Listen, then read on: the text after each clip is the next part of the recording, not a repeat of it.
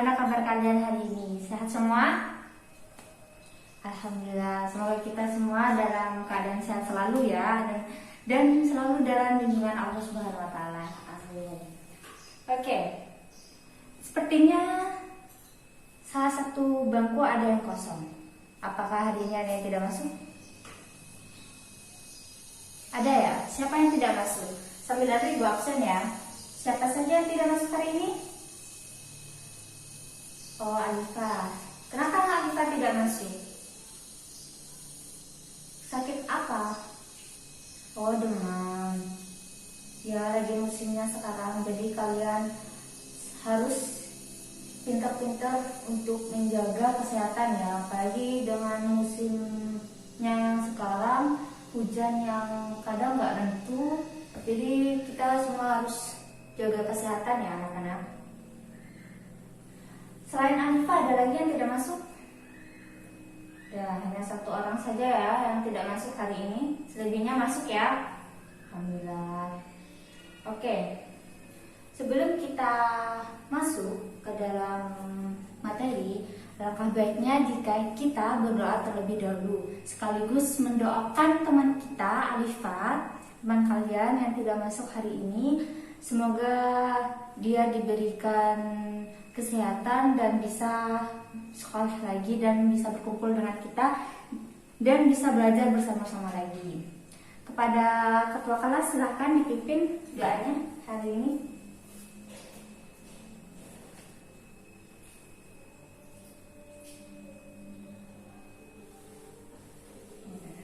Sebelum kita mulai, di sini Ibu ingin bertanya kepada kalian. Adakah di antara kalian semua yang tahu apa itu pertumbuhan ekonomi? Atau mungkin ketika kalian kelas 10 kemarin sempat membaca atau mempelajari tentang pertumbuhan ekonomi? Atau mungkin SMP? Atau kalian pernah mendengar atau membaca tentang pertumbuhan ekonomi? Silakan acungkan tangan. Ya, silakan.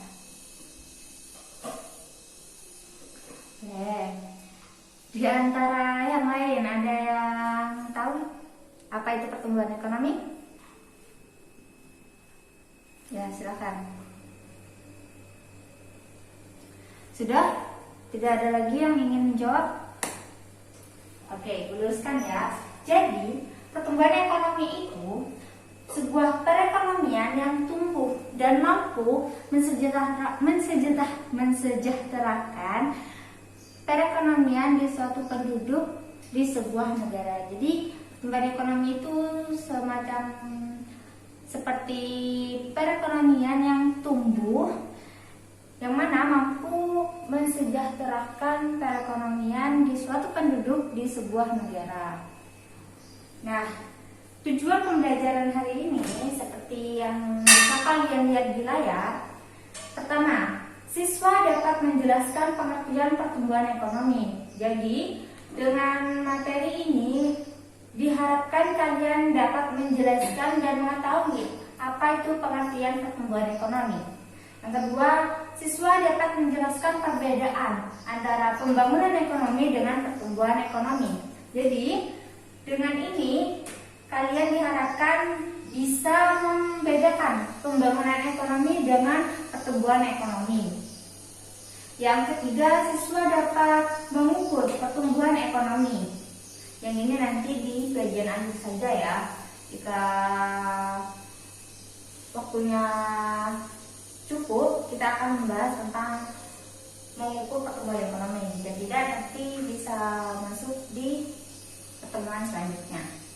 Yang terakhir, siswa dapat menjelaskan teori pertumbuhan ekonomi. Jadi di pembelajaran hari ini kalian diharapkan dapat menjelaskan dan mengetahui teori-teori pertumbuhan ekonomi. Jadi anak-anak, tujuan pembelajaran di sini ada 4 poin ya. Ibu harapkan kalian bisa memenuhi semua tujuan pembelajaran pada hari ini. Jadi, Ibu harapkan kalian dapat mendengarkan materi yang akan Ibu sampaikan nanti dengan baik dan seksama. Karena di akhir nanti, setelah Ibu menjelaskan materi, Ibu akan mengadakan kuis. Kuisnya adalah Ibu akan memberikan pertanyaan, dan bagi kalian yang bisa yang bisa menjawab pertanyaan dari Ibu akan mendapatkan hadiah. Hadiahnya apa? Rahasia dulu. Nanti akan Ibu umumkan hadiahnya apa. Jadi, tolong dengarkan materi Ibu dengan baik ya. Siapa yang ingin hadiah? Semua pasti ingin hadiah ya. Oke, kita masuk di materi pertama. Definisi pertumbuhan. Definisi pertumbuhan ekonomi. Pertumbuhan ekonomi adalah proses di mana terjadi kenaikan produk nasional bruto real atau pendapatan nasional real. Jadi, perekonomian dikatakan tumbuh atau berkembang apabila terjadi pertumbuhan output real. Definisi pertumbuhan ekonomi yang lain itu adalah bahwa pertumbuhan ekonomi terjadi bila ada kenaikan output per kapita. Jadi, dengan kata lain, pertumbuhan ekonomi dapat diartikan juga sebagai proses kenaikan kapasitas produksi suatu perekonomian di sebuah negara yang diwujudkan dalam bentuk kenaikan pendapatan nasional. Perbedaan pertumbuhan ekonomi. Perbedaan pertumbuhan ekonomi dengan pembangunan ekonomi. Yang pertama, kalian lihat di layar, pembangunan ekonomi pertama merupakan proses menuju kebaikan. Kedua, memperhatikan pemerataan pendapatan. Jadi, jika pembangunan ekonomi ini memperhatikan pemerataan pendapatan, jadi semua diperhatikan, sudah rata atau tidak. Ketiga, memperhatikan pertambahan penduduk. Jadi, jika pembangunan ekonomi ini selain tadi memperhatikan pemerataan pendapatan, juga memperhatikan pertambahan penduduk di sebuah negara. Jadi, pertambahan penduduk ini juga diperhatikan ya. Keempat, meningkatkan taraf hidup masyarakat. Itu salah satu ciri pembangunan ekonomi. Kelima, pembangunan ekonomi selalu dibarengi dengan pertumbuhan ekonomi. Jadi, pembangunan ekonomi itu terjadi berbarengan dengan pertumbuhan ekonomi. Sedangkan pertumbuhan ekonomi itu sendiri, pertama, merupakan proses naiknya produk per kapita secara terus-menerus. Kedua, tidak memperhatikan pemerataan pendapatan. Jadi, bedanya dengan pembangunan ekonomi, jika pembangunan ekonomi itu memperhatikan pemerataan pendapatan, jika pertumbuhan ekonomi itu tidak memperhatikan. Ketiga, tidak memperhatikan pertambahan penduduk. Beda kan dengan pembangunan ekonomi. Jika pembangunan ekonomi itu diperhatikan pertambahan penduduknya, pemerataan pendapatannya juga diperhatikan. Jika pertumbuhan ekonomi itu tidak diperhatikan. Keempat, belum tentu mengindikasikan peningkatan taraf hidup masyarakat. Itu salah satu perbedaan juga antara pembangunan ekonomi dengan pertumbuhan ekonomi. Yang terakhir, pertumbuhan ekonomi belum tentu disertai dengan pembangunan ekonomi. Jadi, pertumbuhan ekonomi itu terjadi, belum tentu pembangunan ekonomi itu terjadi juga. Sebaliknya, apabila pembangunan ekonomi itu terjadi, pertumbuhan ekonomi otomatis berbarengan dengan pembangunan ekonomi. Paham sampai sini perbedaannya? Oke.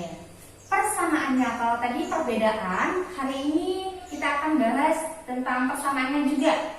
Pertama, keduanya merupakan kecenderungan di bidang ekonomi. Nah, dua-duanya ini sama-sama di bidang ekonomi ya. Sesuai dengan judulnya juga, pembangunan dan pertumbuhan ekonomi. Semuanya sama-sama di bidang ekonomi. Kedua, pokok permasalahan akhir adalah besarnya pendapatan per kapita. Tuh persamaannya. Ketiga, keduanya menjadi tanggung jawab pemerintah dan memerlukan dukungan rakyat. Jadi, pembangunan ekonomi dan pertumbuhan ekonomi juga disertai dengan dukungan rakyat dan tanggung jawab pemerintah. Keempat, keduanya berdampak kepada kesejahteraan rakyat. Jadi, antara pembangunan ekonomi dengan pertumbuhan ekonomi itu terjadi juga berdampak pada kesejahteraan rakyat. Jika pembangunan dan pertumbuhan ekonomi itu baik, maka kesejahteraan rakyat juga baik. Sebaliknya jika tidak, kesejahteraan rakyat pun akan tidak baik. Teori pertumbuhan ekonomi. Di sini pertama, teori pertumbuhan ekonomi klasik ada Adam Smith dan David Ricardo. Menurut teori ini ada 4 faktor yang mempengaruhi pertumbuhan ekonomi sesuai dengan teori Adam Smith dan David Ricardo ya. Pertama, jumlah penduduk itu yang sangat mempengaruhi pertumbuhan ekonomi. Otomatis ya, jika jumlah penduduknya besar, maka semakin besar juga usaha untuk mensejahterakan penduduknya, dan pertumbuhan ekonominya pun akan lebih lagi untuk kesejahteraan penduduknya. Jika intinya jumlah penduduk itu sangat mempengaruhi ya anak-anak. Kedua, luas tanah dan kekayaan alam. SDA kita itu juga sangat mempengaruhi ya untuk pertumbuhan ekonomi kita. Ketiga, persediaan barang-barang modal itu juga mempengaruhi pertumbuhan ekonomi. Keempat, penerapan teknologi. Teknologi apalagi dengan zamannya yang sekarang serba teknologi, jika tidak didukung dengan teknologi juga ya pertumbuhan ekonomi juga akan lambat ya untuk mensejahterakan penduduknya atau mencapai pertumbuhan ekonomi yang baik. Selanjutnya, teori pertumbuhan ekonomi neoklasik. Kalau tadi yang klasik, ini neo ya. Teori pertumbuhan ekonomi yang pertama dari Schumpeter. Menurut Schumpeter, peranan pengusaha sangat penting dalam mempengaruhi pertumbuhan ekonomi karena mereka terus-menerus melakukan inovasi. Jadi kalau menurut teori ini, peranan pengusaha itu sangat penting karena para pengusaha itu dianggap dapat terus-menerus melakukan inovasi setiap harinya. Untuk itu, mereka membutuhkan modal untuk berinvestasi pada usahanya. Akibat dari investasi tersebut adalah kenaikan pendapatan nasional yang mendorong peningkatan konsumsi masyarakat. Jadi menurut teori ini, peranan pengusaha itu sangat penting karena dianggap pertama mereka selalu melakukan inovasi. Kedua, dengan berinvestasi dengan modal yang ada, akibatnya juga menaikkan pendapatan nasional yang mana dapat mendorong peningkatan konsumsi rakyat. Oke, selanjutnya. Next, teori pertumbuhan ekonomi Harold Domar. 4 asumsi dalam teori ini. Yang pertama, perekonomian dalam keadaan full employment dan barang modal telah digunakan secara penuh. Kedua, besarnya tabungan proporsional dengan fluktuasi pendapatan nasional. Ketiga, perbandingan antara modal dan hasil produksi adalah tetap. Jadi antara modal dengan hasil atau untungnya itu tetap. Hasil produksinya juga. Keempat, perekonomian hanya terdiri dari 2 sektor, yaitu rumah tangga dan perusahaan. Ini salah satu teori dari Harold Domar.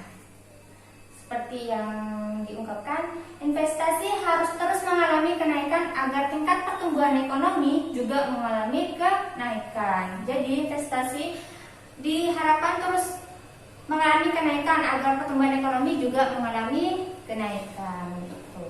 Next, teori pertumbuhan ekonomi Solow. Teori ini menyatakan pertumbuhan ekonomi tergantung pada perkembangan faktor-faktor produksi. Ada 3 faktor yang mempengaruhi pertumbuhan ekonomi. Pertama, pertumbuhan modal. Kedua, pertumbuhan penduduk. Yang ketiga, pertumbuhan teknologi. Sama seperti teorinya Adam Smith ya. Selanjutnya itu faktor-faktor penggerak pertumbuhan ekonomi. Jika tadi kita membahas teori-teori pertumbuhan ekonomi, selanjutnya adalah faktor penggerak pertumbuhan ekonomi. 2 hal esensial yang harus dilakukan untuk mencapai pertumbuhan ekonomi. Yang pertama adalah sumber-sumber yang harus digunakan secara lebih efisien. Jadi sumber-sumber yang ada harus digunakan secara efisien juga. Ini berarti tidak boleh ada sumber-sumber menganggur dan alokasi penggunaannya kurang efisien. Jadi diharapkan dengan adanya sumber-sumber entah itu alam atau manusia harus dilakukan, digunakan secara lebih efisien. Jangan sampai terjadi hal yang tidak diinginkan atau ada sumber-sumber yang menganggur atau alokasi penggunaannya kurang efisien. Itu tidak diharapkan. Kedua, penawaran atau jumlah sumber-sumber atau elemen-elemen pertumbuhan tersebut haruslah dipisahkan pertambahannya. Jadi, penawaran atau jumlah sumbernya juga ditambah agar pertumbuhan ekonomi ini dapat bergerak dengan baik. Oke, itu materi yang sudah Ibu sampaikan, mulai dari teori, pengertian pertumbuhan, perbedaannya juga sudah Ibu jelaskan. Di sini adakah di antara kalian yang memiliki pertanyaan? Tidak ada? Sudah paham semua ya? Oke, alhamdulillah jika kalian sudah paham semua. Oleh karena itu, jika kalian sudah paham, Ibu akan masuk ke kuis. Seperti yang Ibu bicarakan di awal tadi, Ibu akan mengadakan kuis. Kalian sudah siap? Mau mulai kuisnya? Oke, peraturannya. Saat Ibu selesai dalam memberikan pertanyaan atau membacakan pertanyaan, kalian harus mengacung terlebih dahulu. Yang mengacung terlebih dahulu, Ibu akan tunjuk. Jadi, jangan langsung menjawab ya, harus mengacungkan tangan terlebih dahulu. Jika sudah Ibu tunjuk, baru kalian boleh menjawab. Jawabannya harus lengkap atau yang sesuai dengan yang Ibu harapkan. Jika tidak, Ibu akan lempar kepada teman yang lain yang bisa menjawab. Oke? Siap? Oke, kita mulai. Pertanyaan pertama.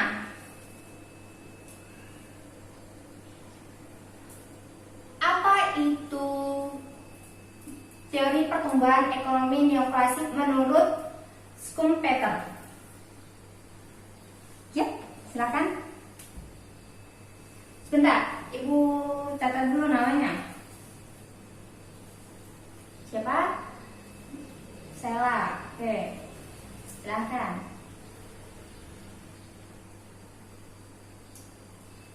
Oke. Sudah? Oke, benar. Jawabannya benar. Tepuk tangan dulu. Jadi, teori pertumbuhan ekonomi Schumpeter seperti yang tadi dijelaskan, itu peranan pengusaha sangat penting dalam mempengaruhi pertumbuhan ekonomi. Karena mereka selalu melakukan inovasi. Pertanyaan kedua. Tidak boleh rebutan ya. Ibu selesaikan dulu pertanyaannya, baru kalian mengacungkan tangan. Jika Ibu belum selesai membacakan pertanyaannya, kalian sudah mengacungkan tangan, tidak akan Ibu tunjuk. Oke, siap untuk pertanyaan kedua? Tolong sebutkan perbedaan pertumbuhan ekonomi dan pembangunan ekonomi. Ya, silakan, Mahfud.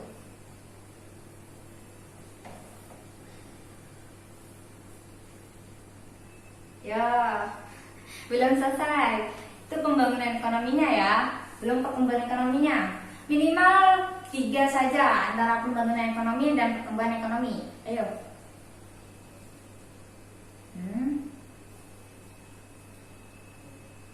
Terang? Oke, Mahfud nyerah. Ada yang lain? Ya, silakan Caca.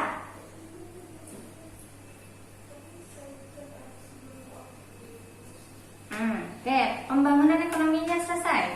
Pertumbuhan ekonominya. Ya, kurang sedikit lagi. Sudah menyerah? Oke. Ini gampang sekali ya perbedaan antara pembangunan ekonomi dengan pertumbuhan ekonomi. Siapa lagi yang ingin jawab dengan lengkap? Ya, silakan.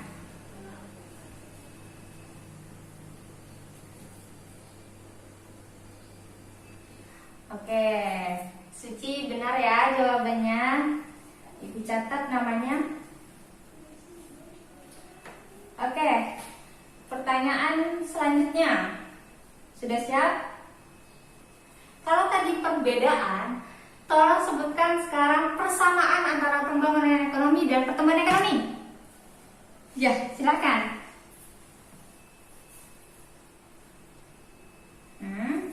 Harus lengkap ya.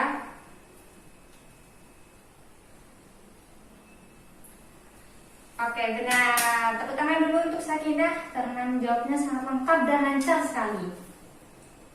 Nah, pasti kalian menunggu hadiah apa yang diperoleh kalian setelah menjawab pertanyaan dari Ibu.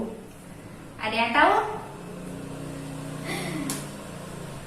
Hadiahnya adalah, oke, Ibu umumkan. Hadiahnya adalah bagi teman-teman semua, anak-anakku yang bisa menjawab pertanyaan Ibu tadi, kalian mendapatkan hadiah poin dari Ibu. Poinnya apa? Poinnya adalah poin nilai, yang mana poin tersebut akan Ibu gunakan atau bisa kalian gunakan nanti jika nilai UTS kalian di bawah KKM. Setiap anak Ibu beri nilai poin 15. Nah, jika nanti nilai UTS kalian di bawah KKM atau kurang dari KKM, bisa Ibu tambahkan dengan poin yang sudah kalian dapatkan hari ini. Oke, baik anak-anak, karena waktunya juga hampir mau selesai, Ibu akhiri pembelajaran hari ini. Materi yang sudah Ibu sampaikan semoga bermanfaat bagi kalian. Oke, sebelum Ibu tutup, di sini adakah di antara kalian yang bisa menyimpulkan pembelajaran apa yang sudah kalian dapat hari ini? Ya, silakan. Kesimpulannya saja, karena dari tadi kalian mendengarkan Ibu, kita mengadakan kuis. Materinya adalah pertumbuhan ekonomi. Kesimpulannya apa?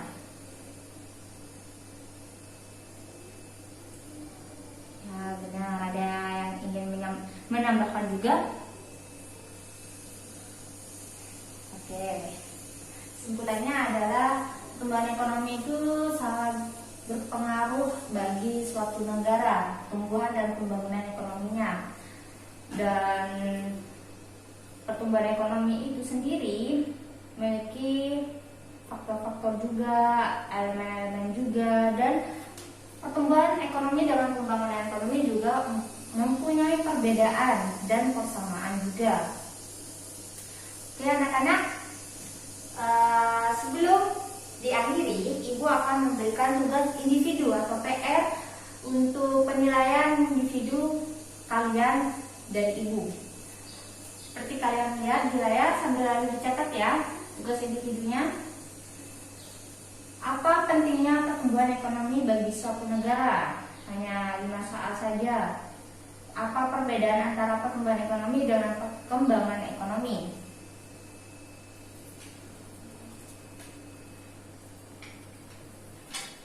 Oke. Saya menulis. Kalian tulis di buku kalian, kemudian dikumpulkan minggu depan. Tolong dikumpulkan ke ketua kelas. Ketua kelas tolong antarkan ke ruangan Ibu sebelum pembelajaran Ibu dimulai.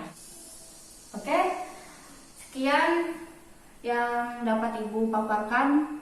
Semoga bermanfaat bagi kalian dan semoga ilmu ini juga mendapatkan membuat kalian bisa menjadi anak yang tambah pengetahuan dan menjadi anak yang penduduk di suatu negara, khususnya di Indonesia, yang baik dan benar.